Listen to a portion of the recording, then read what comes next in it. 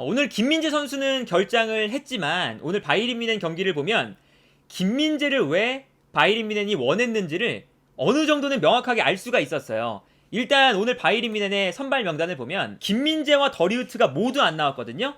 그래서 왼쪽 센터백으로 우파메카노가 나왔고 오른쪽은 파바르가 오늘은 풀백이 아니라 센터백으로 나왔습니다. 근데 여기서 이제 바이에른 뮌헨이 맨시티를 상대로 라인을 올릴 수 있는 유럽 거의 유일한 팀이죠. 전 세계에서 맨시티를 상대로 라인을 올릴 수 있는 유일한 팀이다 보니까 오늘 라인을 엄청나게 높게 끌어올렸었어요. 그래서 오늘 우파메카노와 파바르 이 두 명의 선수가 이 넓은 수비 뒷공간을 어떻게 커버할 것이냐, 이게 정말 중요했거든요. 그런데 오늘 경기에서 좀 아쉬웠던 건 우파메카노가 수비 뒷공간을 커버하는데 약간은 불안한 모습을 보여준 경기였다. 그래서 오늘 경기 장면들을 보시면요, 바이에른 뮌헨이 기본적으로 라인을 많이 끌어올려서 맨시티를 상대로도 이 중원 지역에서 좁은 간격을 형성하고 압박을 하기 원하거든요. 투엘 감독이 원래 라인을 높이는 걸 좋아하잖아요. 그러니까 맨시티도 요 라인 사이에서 전반전에 볼을 소유하는 것이 되게 어려웠습니다. 그래서 상황에 따라서는 맨시티가 후방에서 중원을 거치지 않고 뮌헨의 라인이 높아져 있으니까 앞선에 있는 선수가 침투하고 뛰어들어가는 선수에게 롱패스를 뿌려줄 때가 있었죠. 근데 여기서도 보시면요, 우파메카노가 이 뒤에서 넘어오는 롱패스를 제대로 커팅해내지 못하면서 여기서 트래핑 미스가 나와요. 그래서 뛰어들어가는 맨시티의 선수에게 그대로 이 볼을 넘겨줍니다. 그래서 이 다음 장면을 보시면 완벽하게 바이에른 뮌헨이 우파메카노의 실수 때문에 뒷공간을 허용하는 모습을 볼 수가 있고요. 여기서도 결정적인 찬스가 나오게 되는 걸 볼 수가 있었죠. 그래서 오늘 우파메카노가 이 뒷공간에 대한 움직임도 매우 안 좋았고, 두 번째는 뭐냐면 이렇게 바이에른 뮌헨이 수비 라인을 엄청 높였을 때의 포인트 중에 하나는 뭐냐면요, 한눈에 봐도 바이에른 뮌헨의 수비 라인과 공격 라인 사이의 거리가 엄청 좁죠. 기본적으로 아주 좁은 라인을 형성하고 있어요. 그러면 여기서 최후방 수비수들의 그 역할이 뒷공간 커버도 있지만 안쪽으로 들어왔을 때, 패스가 가운데로 들어왔을 때 빠르게 올라와서 끊어내거나, 그리고 이제 공격수가 볼을 받으러 내려갈 때 공격수를 따라 올라가주면서 요 중앙 공간에서 라인을 높이는 수비수들의 하나의 임무거든요. 근데 우파메카노가 오늘 이런 역할을 약간 잘 수행해내지 못하면서 미스가 많았습니다. 예를 들면 이런 장면이에요. 이 장면도 보시면요, 우파메카노가 최후방에 있고 맨시티의 공격수가 볼을 받으러 내려오고 있습니다. 당연히 맨시티가 중원 라인에 바이에른 뮌헨의 선수가 많다 보니까 공격수가 내려와서 볼을 받는 장면이거든요. 그러면 이때 우파메카노가 이 선수를 따라 올라가면서 여기서 강력하게 부딪혀줘야 되죠. 편안하게 볼을 받을 수 없도록 방해를 해줘야 돼요. 그래서 우리가 김민재 선수의 경기를 보면 나폴리 경기를 지난 시즌에 보면 김민재가 순간적으로 올라와서 이 수비라인 앞공간을 강하게 압박을 하고 거기서 빼앗아 버리는 장면들이 많죠.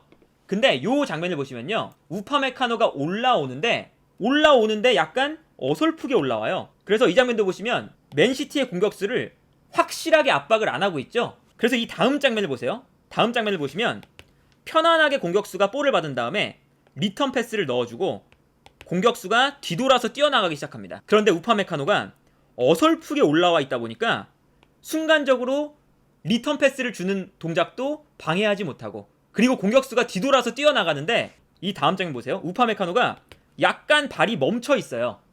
올라오긴 했는데 발이 멈춰 있으니까 공격수가 바로 우파메카노의 뒷공간으로 뛰어나가기 시작하죠.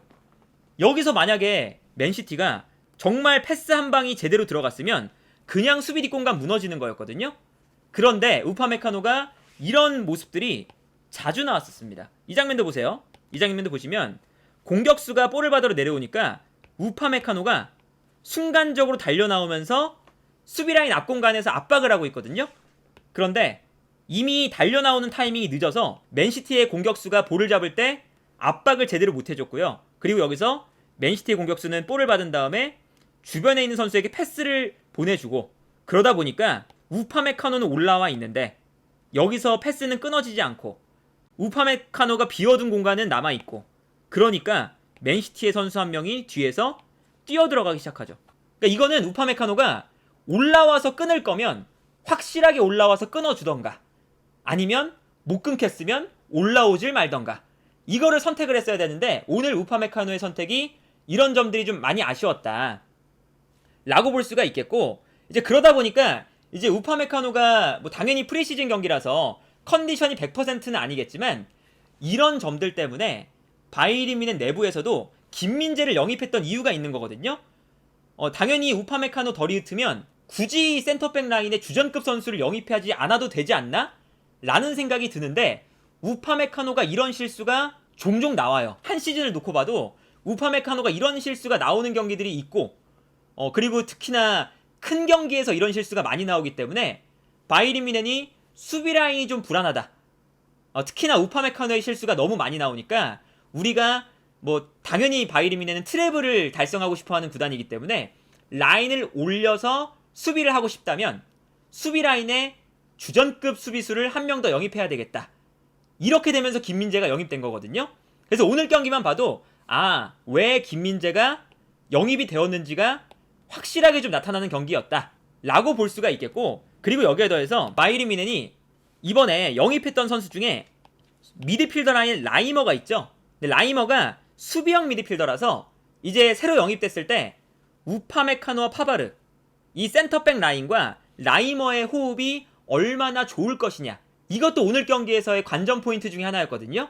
근데 오늘 경기에서 이 라이머가 우파메카노와 호흡이 너무 안 맞아서 맨시티에게 실점을 하고, 그리고 맨시티에게 기회를 내주는 장면들이 너무 많이 나왔어요. 라이머가 수비라인 앞에서 수비를 하고 있는데 우파메카노에게 이야기를 하고 있거든요. 자기가 맡고 있는 선수가 공간으로 뛰어들어가니까 우파메카노가 측면으로 달려나와서 이 공간을 커버해줘라, 나는 미드필더 라인을 이제 압박을 하고 있겠다 라고 이제 이야기를 하는 장면이 포착이 돼요. 근데 우파메카노가 측면으로 안 달려가죠. 그래서 이 다음 장면을 보면 맨시티의 선수가 침투에 들어가는데 라이머도 안 뛰어들어가고 우파메카노도 측면 공간으로 안 나가주면서 그대로 측면 공간을 허용을 합니다. 그래서 이 다음 장면을 보면 완벽하게 이 바이에른 뮌헨의 측면 공간이 무너지는 걸 볼 수가 있었고요.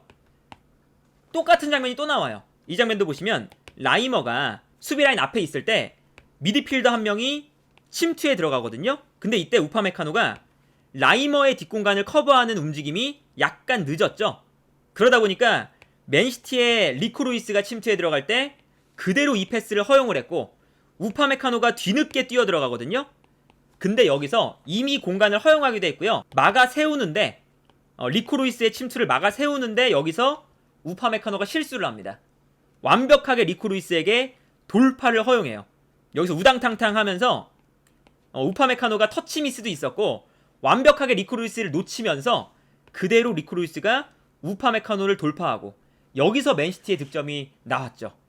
이런 장면들을 보면 그 우파메카노가 확실히 지난 시즌부터 불안한 장면들이 많이 나온다는 게 괜히 나오는 이야기가 아니다. 그리고 이제 이러한 모습들을 보면 이제 아무래도 김민재가 확실히 영입된 이유가 있고, 여기에 더해서 우파메카노가 오늘은 왼쪽 센터백에 나왔잖아요. 근데 왼발을 잘 못 써요. 그래서 뭐 지난 시즌에도 더리우트와 우파메카노가 있을 때 더리우트가 왼쪽, 우파메카노가 오른쪽이었죠. 그래서 오늘 경기 어떤 장면이 또 나왔냐면 이 장면 보시면요, 우파메카노가 왼발을 잘 못 쓰잖아요.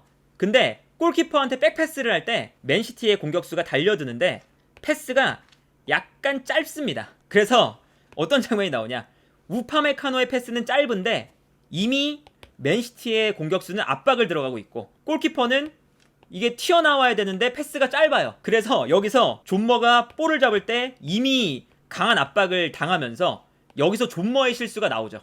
그래서 여기서 결정적인 실책이 나오면서 맨시티의 득점과 같은 상황이 나왔었는데, 이 장면도 이제 아무래도 김민재가 다음 시즌에 주전을 차지할 수밖에 없는 이유 중에 하나거든요.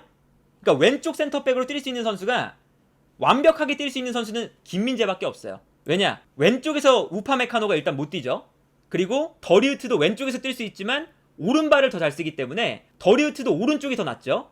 여기에 뭐 스타스니치도 오른쪽 센터백이죠. 파바르도 오른쪽이죠.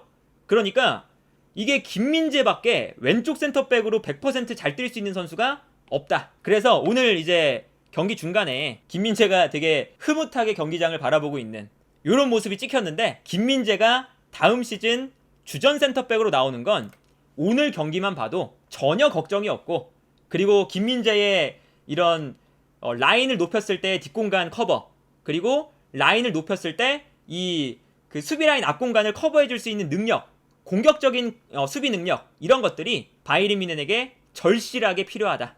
이렇게 좀 이제 볼 수가 있겠고, 그런데 이제 오늘 바이에른 뮌헨 경기를 보면 확실히 수비 라인은 약간 불안한 장면들이 나왔는데, 공격 라인이나 미드필더 라인에서 공격을 풀어가고 경기를 운영하는 그런 장면들을 보잖아요.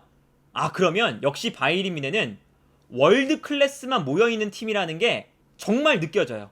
특히나 뭐 어제 그 파리 생제르맹 경기를 보고 오늘 경기를 봐서 그런지 모르겠는데, 바이에른 뮌헨이 전반전에 이제 실점을 하는 장면도 나왔고 마무리를 못하는 장면도 나오긴 했는데, 경기를 풀어가거나 이런 이제 경기 운영 능력은 너무 좋았거든요.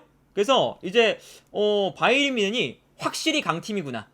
그리고 이제 김민재 선수가 경기에 투입이 됐을 때 확실히 월드 클래스만 모여있는 팀에서 경기를 하겠구나. 이런 것들이 좀 느껴지는 경기였습니다.